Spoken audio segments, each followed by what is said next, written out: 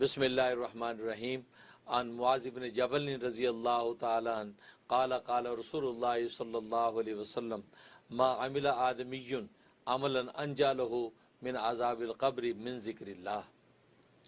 نبی اکرم صلی اللہ علیہ وسلم کا ارشاد ہے کہ اللہ کے ذکر سے بڑھ کر کسی آدمی کا کوئی عمل عذاب قبر سے زیادہ نجات دینے والا نہیں ہے۔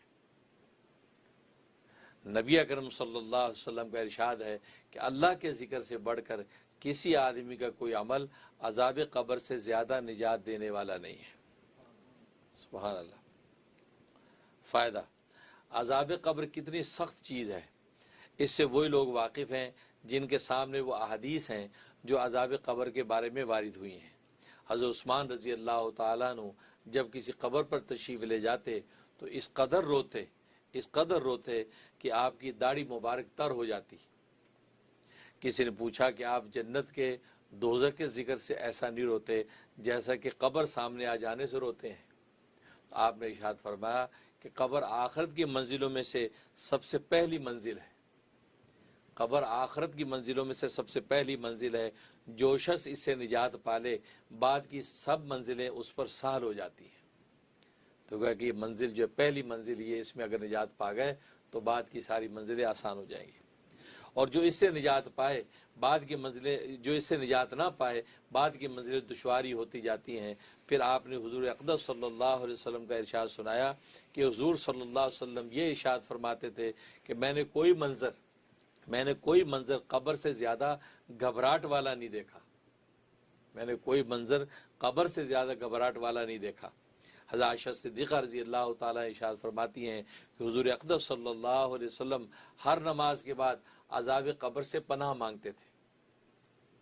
حضرت زید رضی اللہ تعالیٰ ارشاد فرماتے ہیں کہ حضور اقدس صلی اللہ علیہ وسلم نے ارشاد فرمایا کہ مجھے یہ اندیشہ ہے کہ تم ڈر اور خوف کی وجہ سے مردوں کا دفن کرنا چھوڑ دو گے، ورنہ میں اس کی دعا کرتا کہ اللہ جل شانہ تمہیں بھی قبر کا عذاب سنا دے۔ اگر ہمیں قبر کا عذاب سنا دیا جاتا تو ہم اس خوف سے جو اپنے مردے دفن کرنا چھوڑ دیتے۔ آدمی اور جنات سے سوا اور جاندار عذاب قبر کو سنتے ہیں۔ ایک حدیث میں آیا ہے کہ نبی اکرم صلی اللہ علیہ وسلم ایک مرتبہ سفر میں تشریف لے جا رہے تھے، حضور صلی اللہ علیہ وسلم کی اونٹنی بدکنے لگی۔ کسی نے پوچھا حضور کی اونٹنی کو کیا ہوا؟ حضور صلی اللہ علیہ وسلم نے ارشاد فرمایا کہ ایک آدمی کو قبر کا عذاب ہو رہا ہے، اس کی آواز سے بدکنے لگی ہے۔ ظاہر ہے کہ انسان اور جنات کے علاوہ ہر جانور جو ہے، ہر مخلوق جو ہے عذاب قبر کی آواز کو سنتی ہے۔ ایک مرتبہ نبی اکرم صلی اللہ علیہ وسلم مسجد میں تشریف لے گئے تو چند آدمیوں کو دیکھا کہ کھلکھلا کر ہنس رہے ہیں۔ حضور صلی اللہ علیہ وسلم نے ارشاد فرمایا کہ اگر موت کو اکثر یاد کیا کرو تو یہ بات نہ ہو، تو پھر یہ بات نہ ہو کہ تم کھلکھلا کے ہنسو۔ کوئی دن قبر پہ ایسا نہیں گزرتا جس میں یہ اعلان نہیں کرتی کہ میں غربت کا گھر ہوں، تنہائی کا گھر ہوں، کیڑوں اور جانوروں کا گھر ہوں۔ جب کوئی مومن کامل ایمان والا دفن ہوتا ہے تو قبر اس سے کہتی ہے تیرا آنا مبارک ہو، تو نے بہت ہی اچھا کیا کہ آ گیا۔ جتنے لوگ میری پشت پر یعنی زمین پر چلتے تھے تو ان سب میں تو مجھے سب سے زیادہ محبوب تھا، اور آج تو میرے سپرد ہوا ہے تو میرا حسن سلوک بھی دیکھے گا۔ گویا کہ قبر جو اس کے ساتھ حسن سلوک کا اعلان کرتی ہے، اس کے بعد وہ اس قدر وسیع ہو جاتی ہے کہ منتہے نظر تک کھل جاتی ہے، اور جنت کا ایک دروازہ اس میں کھل جاتا ہے جس سے وہاں کی ہوائیں، خوشبوئیں وغیرہ پہنچتی رہتی ہیں۔ اور جب کافر یا فاجر دفن کیا جاتا ہے تو قبر کہتے کہ تیرا آنا منحوس اور نام مبارک ہو، کیا ضرورت تھی تیرے آنے کی؟ جتنے آدمی میری پشت پر چلتے تھے سب میں زیادہ بغض مجھے تجھ سے تھا، آج تو میرے حوالے ہوا تو میرا معاملہ بھی دیکھے گا۔ اس کے بعد وہ اس کو اس قدر بھینچتی ہے کہ پسلیاں ایک دوسرے میں گھس جاتی ہیں، جس طرح ہاتھ میں ہاتھ ڈالنے سے انگلیاں ایک دوسرے میں گھس جاتی ہیں۔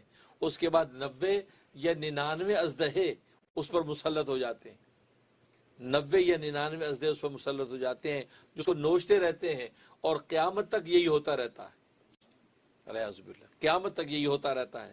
حضور صلی اللہ علیہ وسلم فرماتے ہیں کہ اگر ایک اژدہا بھی ان میں سے زمین پر پھنکار مار دے، ان اژدوں میں سے جو 99 ان میں سے ایک اژدہا زمین پر پھنکار مارتے، تو فرمایا قیامت تک زمین پر گھاس نہ اگ سکے، یعنی اس پھنکار سے زمین پر گھاس نہیں اگے گی قیامت تک، ایسی اس کی پھنکار ہے۔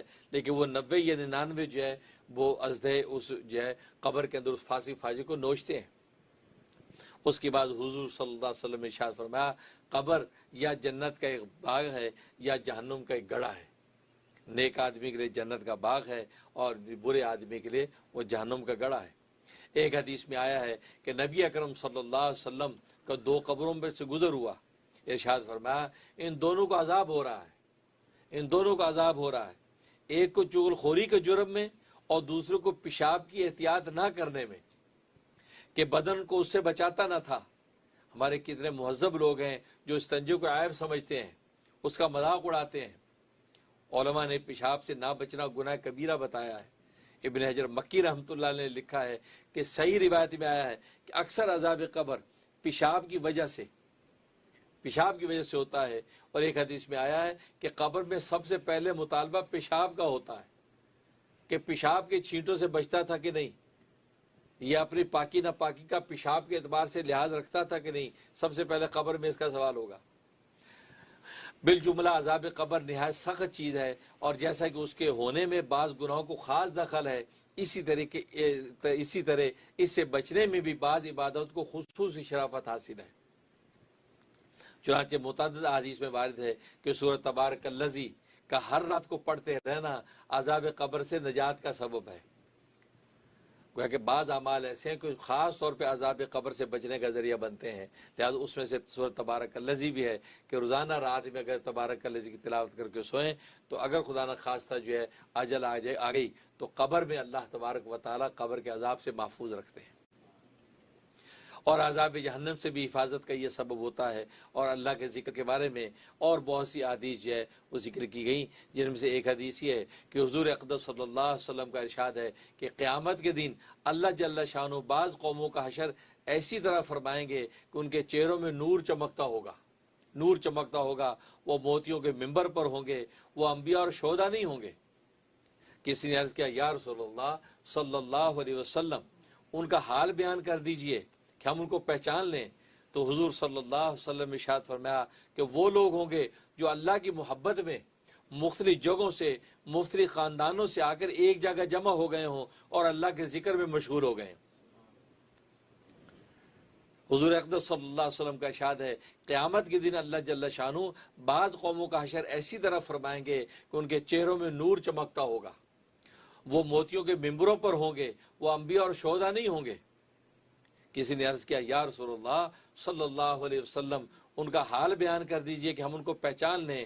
حضور صلی اللہ علیہ وسلم نے فرمایا وہ لوگ ہوں گے جو اللہ کی محبت میں مختلف جگہوں سے مختلف خاندانوں سے آ کر ایک جگہ جمع ہو گئے ہوں اور اللہ کے ذکر میں مشغول ہو گئے۔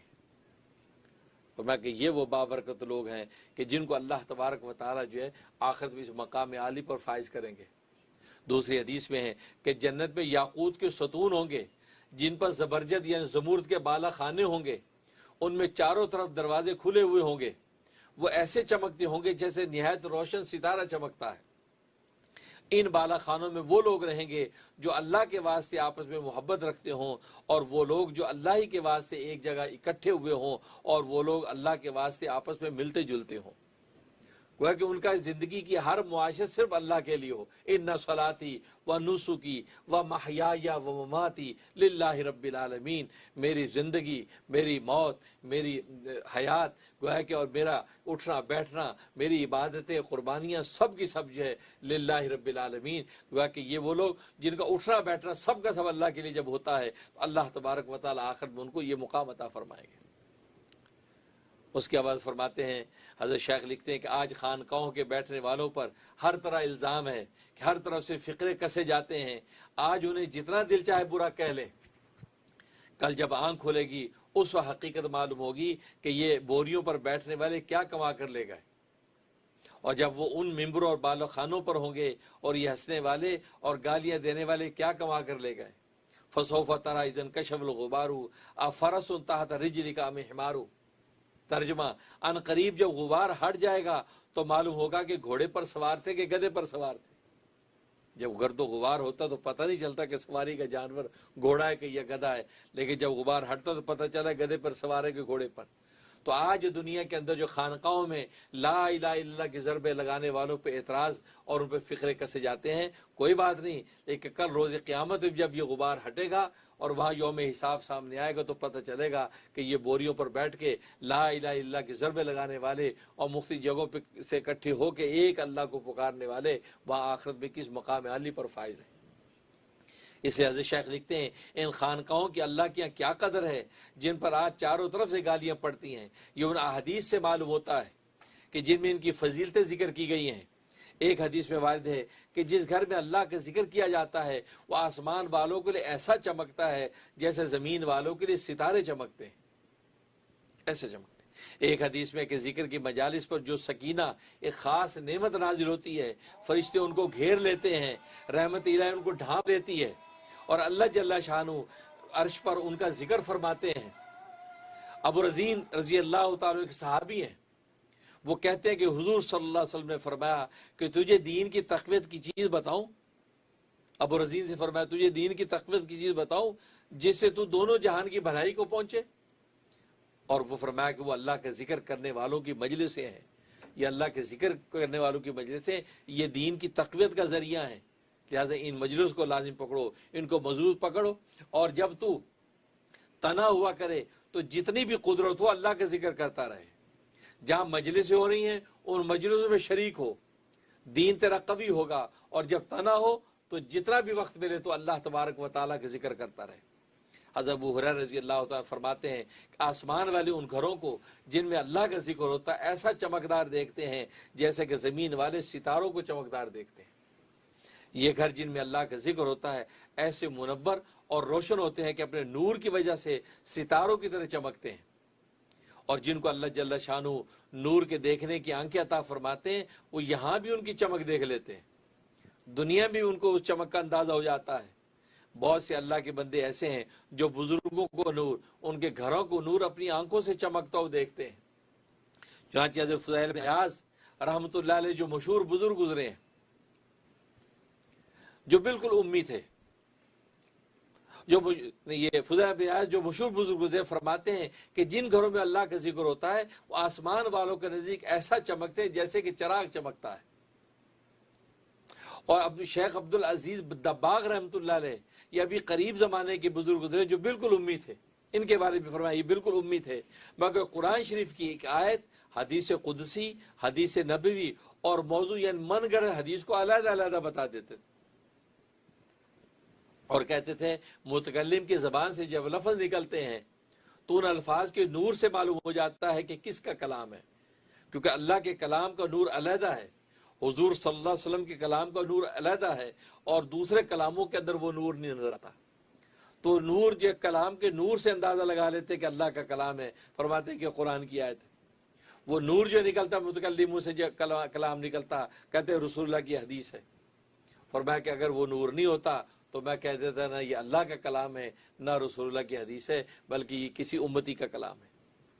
तो गोया कि दुनिया के अंदर अल्लाह तबारक व तआला इन अहले ज़िक्र को ये अनवारात अता फरमा देते हैं और उनकी दिल की आँख खोल देते हैं कि जिससे दुनिया के अंदर वो कलाम को सुनकर जो है उस कलाम का अंदाज़ा लगा देते हैं। हालांकि वो उम्मी हैं, पढ़े हुए नहीं हैं, उनका कोई उस्ताद नहीं है, लेकिन अल्लाह तबारक व तआला ने इस ज़िक्र की बरकत से उनको ऐसी बातनी आँख अता फरमा दी। इस हज़रत शेख जो है इन ज़िक्र के फ़ज़ाइल को ज़िक्र कर रहे हैं। अल्लाह से दुआ है कि अल्लाह तबारक व तआला इन अल्लाह के ज़िक्र और याद की तौफ़ीक़ अता फ़रमाए। जैसे ख़ुद अहदीस तय्यबा में भी ख़ुद रसूलुल्लाह सल्लल्लाहु अलैहि वसल्लम की ताकीद है कि हर वक्त तुम्हारी ज़बान जो अल्लाह के ज़िक्र से ताज़ा रहनी चाहिए।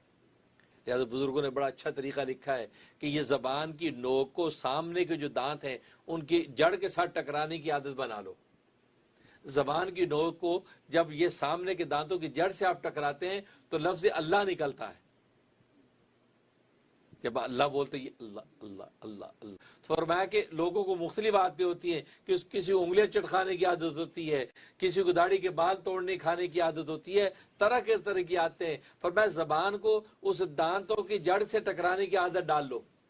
تو امام غزالی کے بقول شروع میں عادت ہوگی، اس کے بعد یہ عبادت بن جائے گی. فرمایا اس کی عادت ڈالو تو آپ کا سانس سانس اللہ اللہ اللہ اللہ اللہ. تو فرمایا جب یہ حالت ہو جائے گی تو ظاہر ہے کہ جب اس مذکور کو اس قدر یہ ذکر کرے گا، اور یہ تو قرآن کریم میں اللہ تبارک و تعالیٰ کے اعلان ہے کہ فَاذْكُرُونِي أَذْكُرْكُمْ، تم میرا ذکر کرو میں تمہارا ذکر کروں گا. اور آدمی جب اس دھیان کے ساتھ اللہ کا ذکر کرے کہ عین اس وقت جب میں اللہ اللہ کر رہا ہوں، اللہ اس وقت میرا ذکر کر رہا ہے. آج دنیا کے ایک بڑے صاحب منصب کے بارے میں آپ کو پتہ چلے، اس کی مجلس میں میرا ذکر ہو رہا ہے، وہ فلاں جو افسر ہے میرا ذکر کر رہا ہے، مجھے پتہ چلا ہے، تو آپ کی خوشی کا عالم کیا ہوگا. اور یہاں اللہ نے قرآن میں کہہ دیا فَاذْكُرُونِي أَذْكُرْكُمْ، جب تم میرا ذکر کر رہے ہو تو سمجھ جاؤ کہ آسمانوں پہ فرشتوں میں تمہارا ذکر کر رہا ہوں. تو عاشق صادق اس تصور سے نہال ہو جاتا ہے، مست ہو جاتا ہے، اس پر وجہ طاری ہو جاتا ہے کہ یار وہاں فرشتوں کے پاکیزہ محفل کے اندر اللہ میرا ذکر کر رہا ہے، کیونکہ میں ذکر کر رہا ہوں. اس لیے ابو ہریرہ رضی اللہ تعالیٰ نے ایک مرتبہ دوستوں سے کہا کہ مجھے جب اللہ یاد کرتا ہے تو مجھے پتہ چل جاتا ہے اللہ مجھے یاد کر رہا ہے. تو لوگ بڑے یار اچھا حضرت آپ کو کیسے پتہ چلتا ہے؟ اور میں کہ تمہیں بھی پتہ چل سکتا ہے. جی حضرت یہ تو بڑا اونچا مقام ہے، ہمیں کیسا پتہ چلے گا؟ اور میں قرآن میں اللہ نے کہا نا فَاذْكُرُونِي أَذْكُرْكُمْ، تم مجھے یاد کرو میں تمہیں یاد کروں گا. تو جب میں اللہ کو یاد کر رہا ہوتا ہوں تو میں سمجھ جاتا ہوں اللہ اس وقت مجھے یاد کر رہا ہے، کیونکہ اللہ اپنے وعدے کا جھوٹا نہیں ہے، اللہ اپنا وعدہ سچا کرتا ہے. تو کتنی سیدھی بات ہے. اس تصور سے جب اللہ اللہ کر رہے ہو، سوچو اس اوپر میرا ذکر ہو رہا ہے، تو اس تصور سے آپ کے ذکر کے اندر کیا چاشنی پیدا ہو جائے گی، کیا کیف و مستی کا پھر عاشق عالم کیا ہوگا. تو اللہ سے دعا ہے کہ اللہ تبارک و تعالی عمل کرنے کی توفیق عطا فرمائے. آمین یا رب العالمین.